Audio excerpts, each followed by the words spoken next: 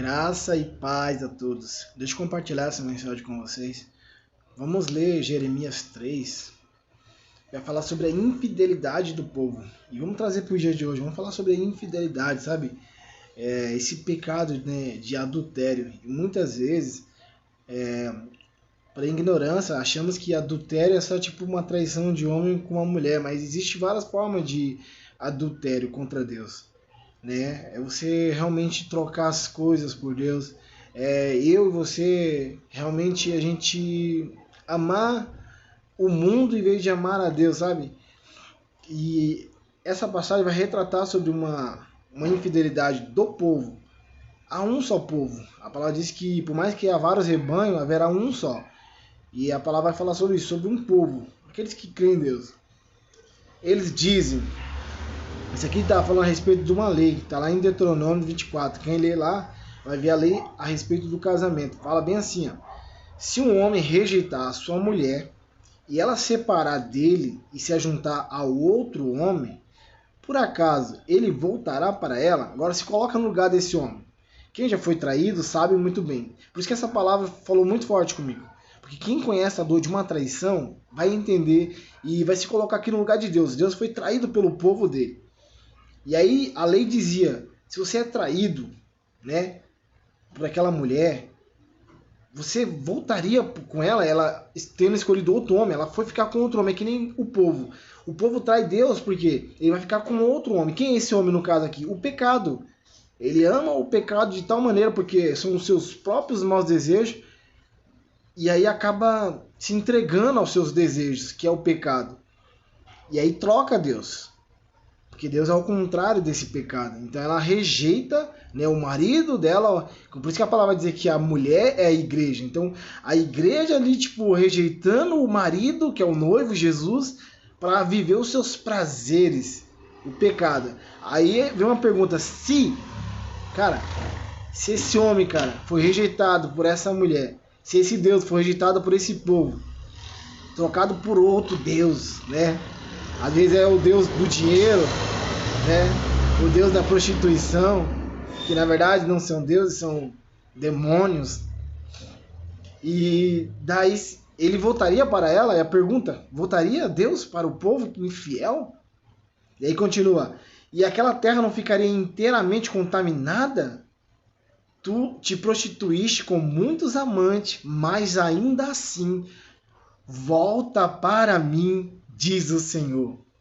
Cara, isso aqui falou muito dentro de mim, cara. Imagine, cara. Por mais que nós traímos Deus, por mais que nós, cara, escolhemos outras coisas em vez dele, o que era digno. Cara, e ele tá dizendo assim, volta para mim, diz o Senhor. E ainda ele vai trazer aqui uma reflexão no versículo 2, né? Levante os teus olhos para os lugares altos e vê. Lembra do que você fez, onde não te deitaste? Tipo, cara, se entregamos a tal prostituição que, cara, se você for parar a pensar onde que você se deitou, aonde você se prostituiu, onde você mentiu, onde você roubou, aonde você fez coisa errada, onde você pecou, são tantos lugares. Nos caminhos te assentavas, esperando como beduíno no deserto. Manchaste a terra com a tua prostituição e com a tua maldade. Cara, cometeu tanto pecado o povo que, cara, onde ele passava, ele manchava. Por causa do pecado.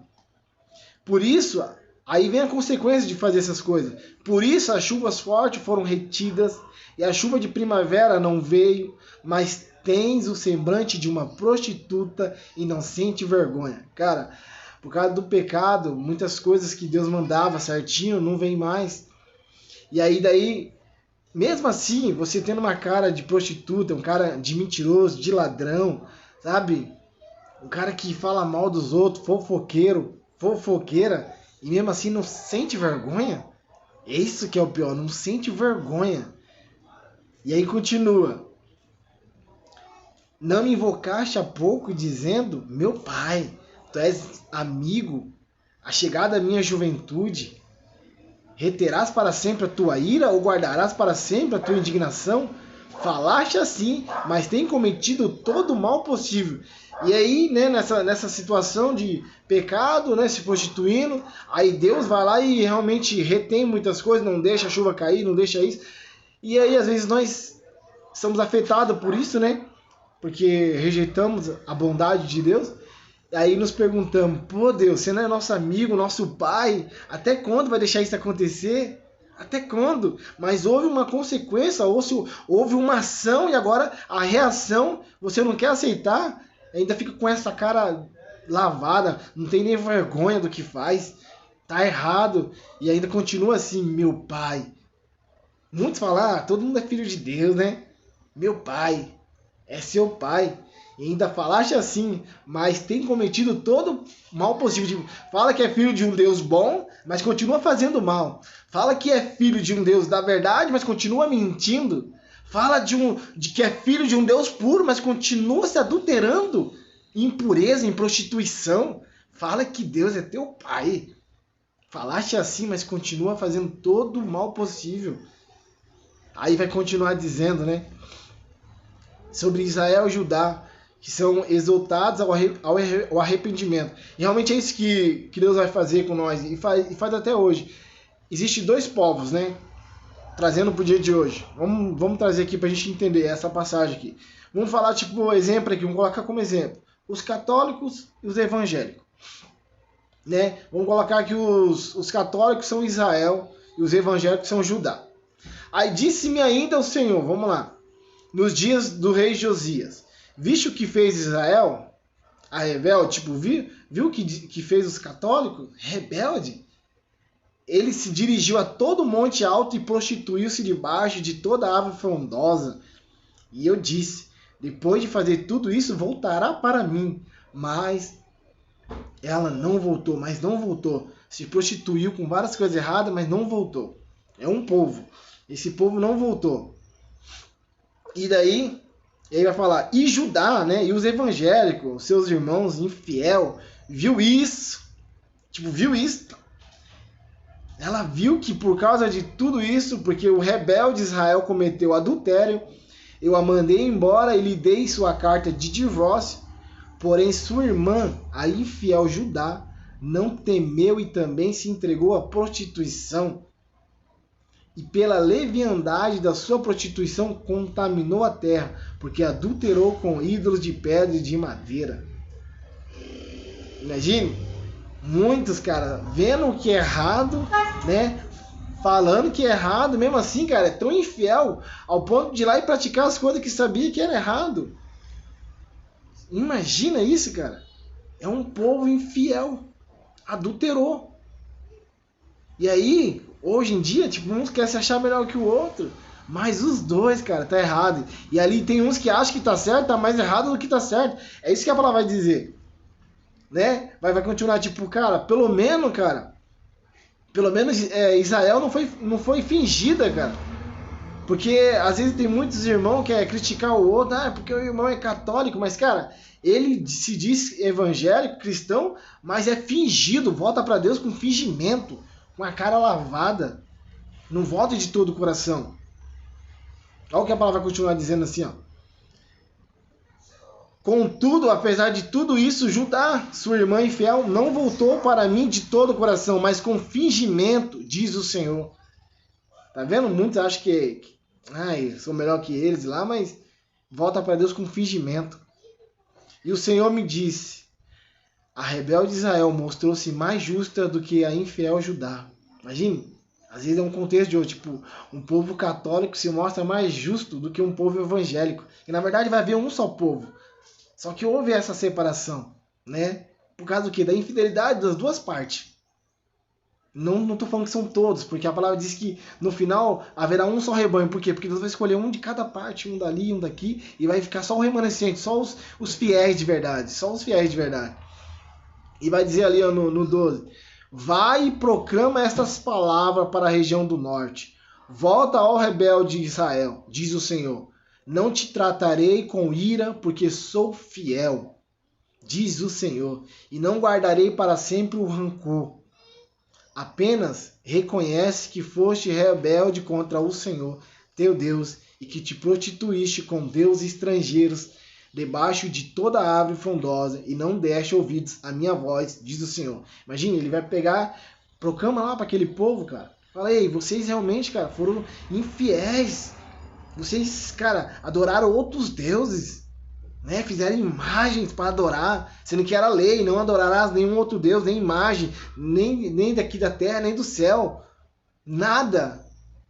Mas o que aconteceu? Não quis ouvir a voz de Deus, continuou adorando e se achou certa, mas ficou lá na dela. Mas Deus falou, ei, fica tranquila, eu não vou agir com ira contra vocês, volta para mim, volta. Eu não vou agir com rancor com vocês. Por quê? Porque ele é fiel e ele ama. Ele ama, não é porque o povo foi infiel que Deus vai ser infiel. Ele não paga mal com mal. Ele não paga mal com mal, ao contrário, ele pagou com bem. Mas é para todos que aceitam esse amor dele. E aí vai continuar agora dizendo, no 14, volta, ó filhos rebeldes, diz o Senhor, pois eu sou como o vosso mestre. Tomarei um de cada cidade e 2 de cada família e vos levarei a Sião. Tá vendo? Deus vai pegar um de cada cidade, de cada família. Ele vai pegar ali, ó, um do povo católico, um do povo evangélico, vai pegar um pouco de cada, né? E aí, cara, vai levar para Sião, vai levar para a cidade santa, cara. Aí continua. E vos darei pastores segundo o meu coração, que vos guiarão com conhecimento e discernimento. É isso que Deus quer fazer nessa geração. Ele quer pegar um de cada família, sabe? E levar agora a verdadeiros pastores. Porque a palavra vai dizer sobre os pastores que são os mercenários. E existe mesmo. São os mercenários, aí chega o lobo, porque eles não amam as ovelhas, eles amam o dinheiro, eles fogem do lobo. Agora os verdadeiros pastores não, eles vão encarar, eles vão bater de frente, vão usar o cajado, a autoridade que Deus deu, para manter aquele rebanho que Deus deu. Vai lutar por aquele rebanho. E naqueles dias, quando vos tiveres multiplicado e frutificado na terra, diz o Senhor, nunca mais se dirá, a arca da aliança do Senhor. Ela não mais lhe virá ao pensamento, nem dela se lembrarão, nem a visitarão, nem se fará outra. Naquele tempo chamarão a Jerusalém o trono do Senhor, e todas as nações nela se reunirão por causa do nome do Senhor. Não mais andarão conforme a teimosia do seu coração maligno. Naqueles dias, a casa de Judá andará com a casa de Israel. Tá vendo? Naquele dia vai haver um só povo. O povo vai estar unido. Os católicos, os evangélicos vão estar unidos e virão juntos da terra do norte para a terra que dei como herança a vossos pais. As promessas desde a antiguidade que Deus deu para nós vai acontecer. Vai acontecer. Muito top. Essa, foi até aqui mais ou menos que Deus falou comigo, né?